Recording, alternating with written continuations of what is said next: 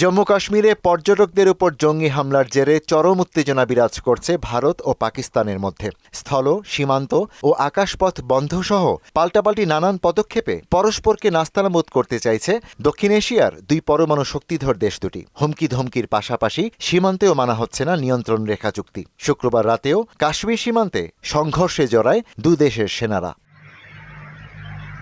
একদিন আগেই অর্থাৎ শুক্রবার রাফেল, জাগুয়ার, মিরেজ নামের অত্যাধুনিক যুদ্ধবিমানের সমন্বয়ে উত্তরপ্রদেশে মহড়া চালায় ভারত। এতে জরুরি অবতরণের মহড়ায় প্রাধান্য দেয়া হয়।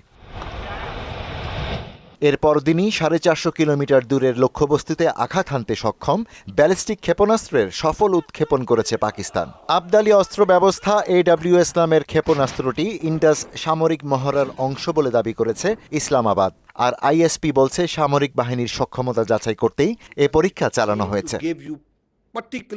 এদিকে পাকিস্তান থেকে সব ধরনের পণ্য আমদানি নিষিদ্ধ করেছে ভারত। জাতীয় নিরাপত্তা ও জনস্বার্থের কথা বিবেচনায় এ সিদ্ধান্ত নেওয়া হয় বলে এক বিবৃতিতে জানায় দেশটির বাণিজ্য মন্ত্রণালয়। গত 22 এপ্রিল কাশ্মীরের পহেলগামে জঙ্গি হামলায় 26 জন নিহতের পর থেকেই পরস্পরের বিরুদ্ধে বিভিন্ন রকম ব্যবস্থা নিচ্ছে ভারত ও পাকিস্তান। ইশতিয়াক হোসেন, মোহনা ডিজিটাল।